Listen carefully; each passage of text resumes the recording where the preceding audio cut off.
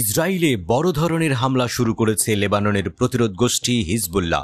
লেবাননে ইসরায়েলি হামলায় হিজবুল্লাহর senior commander Fuad শুকর নিহত হওয়ার প্রতিশোধ নিতে ইসরায়েলের বিভিন্ন সামরিক স্থাপনায় শত শত রকেট ও ড্রোন হামলা শুরু করেছে গোষ্ঠীটি।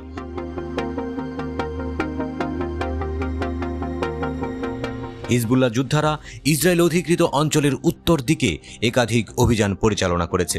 দক্ষিণ লেবাননের শহর ও গ্রামে হামলার প্রতিশোধ হিসেবে ইসরায়েলের বিভিন্ন সামরিক স্থাপনায় হামলা করে তারা।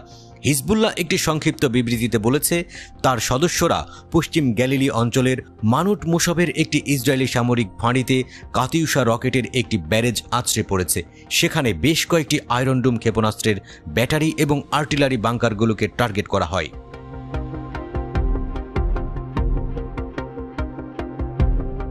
বিবৃতিতে উল্লেখ করা হয়েছে যে দক্ষিণ লেবাননের ডুইর গ্রামে ইসরায়েলি হামলার প্রতিশোধ হিসেবে রকেট হামলা চালানো হয়েছে। হিজবুল্লাহ বাহিনী ইসরায়েলের জারিদ ব্যারাকে বেশ কয়েকটি শক্তিশালী বুরকান ক্ষেপণাস্ত্রও নিক্ষেপ করেছে। জারিদ ব্যারাক ইসরায়েলি সেনাবাহিনীর পশ্চিম ব্যাটালিয়নের সদর দপ্তর হিসেবে কাজ করে। হিজবুল্লাহ জানিয়েছে, দক্ষিণ লেবাননের শহর মাজদাল জোনের বিরুদ্ধে ইসরায়েলি আগ্রাসনের প্রতিক্রিয়া এই হামলা।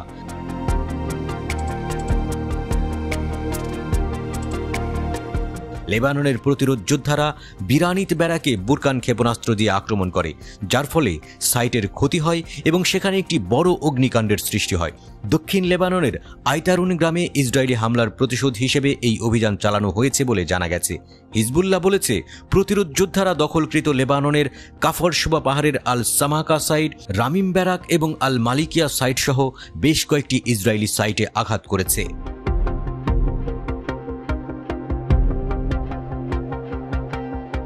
প্রতিরোধ যোদ্ধারা লেবাননের কাফরশুবা পাহাড়ের রোয়াইসাত আল আলম সাইটে গুপ্তচর বৃত্তির ডিভাইসগুলোকে টার্গেট করে। তারা আল মারোজ সাইটে ইসরায়েলি সৈন্যদের একটি সমাবেশকে লক্ষ্যবস্তু করার জন্য কামিকাজে ড্রোন ব্যবহার করে। হিজবুল্লাহ দাবি করেছে, ড্রোনটি নির্দিষ্ট লক্ষ্যবস্তুতে সুনির্দিষ্টভাবে আঘাত হানে এবং হতাহতের ঘটনা ঘটায়।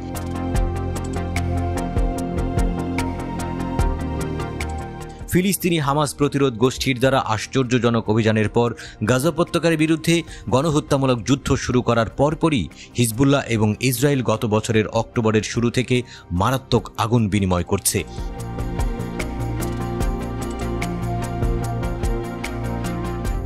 লেবাননের প্রতিরোধ আন্দোলন ইসরায়েলি প্রতিশোধমূলক আক্রমণ চালিয়ে যাওয়ার প্রতিশ্রুতি দিয়েছে। যতক্ষণ পর্যন্ত ইসরায়েলি শাসক গাজা যুদ্ধ চালিয়ে যাবে, ততক্ষণ তাদের হামলা অব্যাহত থাকবে।